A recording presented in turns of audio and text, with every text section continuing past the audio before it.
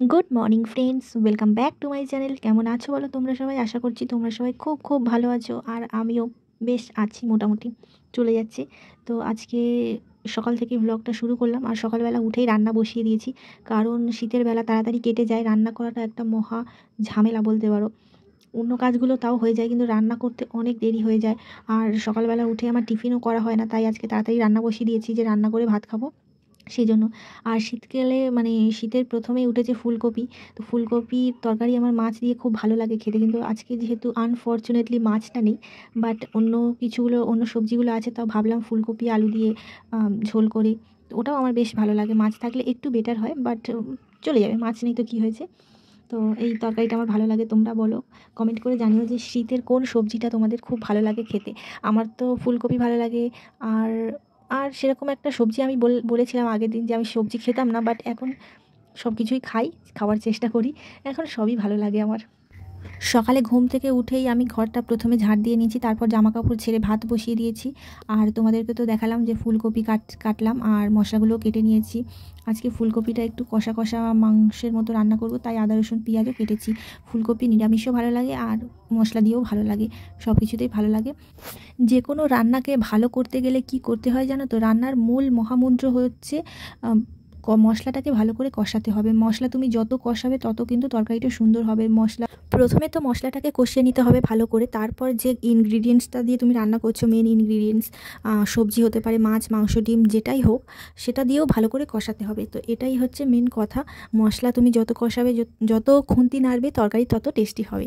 সব সময় আমি সময় দিয়ে রান্না করতে পারি না, কিন্তু যখন আমার হাতে সময় থাকে তখন আমি চেষ্টা করি মশলাটাকে ভালো করে কষিয়ে ভালো করে রান্না করার, যাতে অন্য দিনের থেকে একটু স্পেশাল হয় খেতে। রোজ দিন তো ওই যাই হোক করে রান্নাবান্না করে দেওয়া যায় না, কখনো সময় থাকলে ভালো করে করি, আর যখন সময় একদমই থাকে না তখন সামান্য একটু নেড়েচেড়ে জল ঢেলে দিই। এই দেখো, তোমাদেরকে দেখাচ্ছি যে মশলার কালারটা কি সুন্দর হয়েছে, তাই না? মনে হচ্ছে যে মাংস রান্না করব, কিন্তু এতে আমি রান্না করব ভেজ ফুলকপি দিয়ে তরকারি। যাই হোক, দেখো আমার মেয়ে, আগের দিন তো তোমরা দেখেছিলে যে কালি ঝুলি মেখে একাকার হয়েছিল। তো আজকে হাতে একটু সময় ছিল, তাই ভাবলাম এগুলো ঘষে ঘষে পরিষ্কার করি। আর এগুলো একদম শুকিয়ে আঠার মতো হয়ে গেছে, এমনি কলিং দিয়ে উঠছিল না। তার জন্য ওই বাসন মাজার ভিম লিকুইড দিয়ে এগুলোকে ঘষে ঘষে তুলতে হচ্ছিল। মানে ও প্রত্যেক, মানে আমি তোমাদেরকে দেখাই না, কিন্তু প্রায় সময় এই আয়নাটাকে ও পেন্টিং করে। ওর বাবা স্কেচ পেন এনে দেয়, অথবা আমার লিপস্টিক, অথবা নেল পালিশ, আর এটা তো কাজল লাগিয়েছিল, তো এইগুলো দিয়ে ও পেন্টিং করে আলমারিতে। আচ্ছা, তোমাদের বাড়িও পুচকে দুষ্টুগুলো কি এই রকম দুষ্টুমি করে? আমার তো মাথা খারাপ করে দেয় সারাটা দিন। আগে যখন মেয়ে হওয়ার আগে একা ছিলাম, তখন সারাটা দিন আমার সময় কাটতো না, আর এখন আমি সময় পাই না একটু ঘুমানোর। সারা দিন দুষ্টুমি করছে, বদমাশি করছে।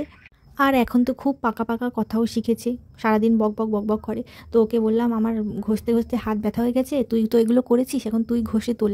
তো ও বেশ, তো ভালো মেয়ের মতো এগুলো বেশ সুন্দর করে ঘষে ঘষে তুলে দিয়েছে। দেখো তোমরা একটু পরে দেখতে পাবে, ও কিন্তু এগুলো আয়নাটা পুরো পরিষ্কার করে ফেলে। এটা মানতে হবে, মেয়ে আমার দুষ্টু হলেও কাজের আছে।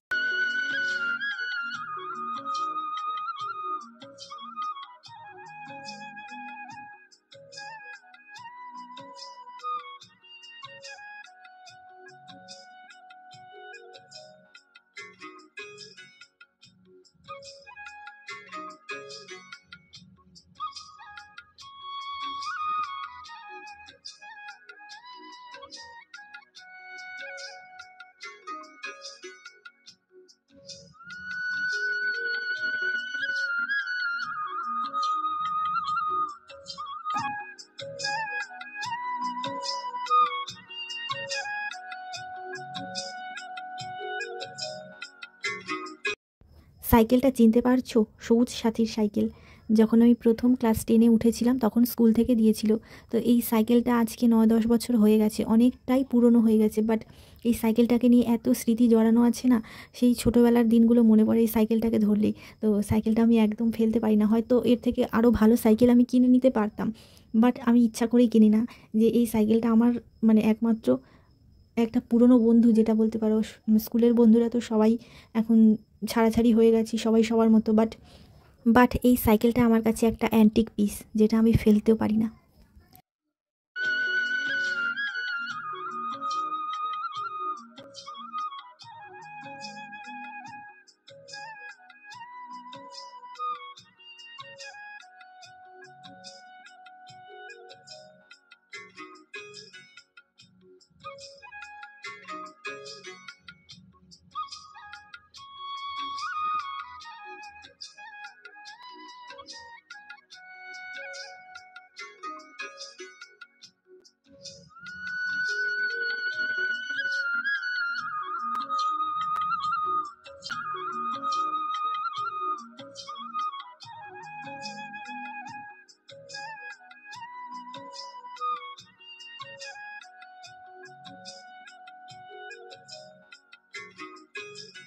তো বন্ধুরা, অনেক বকবক করলাম। আজকের ব্লগটা যদি তোমাদের ভালো লাগে প্লিজ একটা লাইক করে দিও, তোমাদের মতামত কমেন্ট বক্সে অবশ্যই জানিও।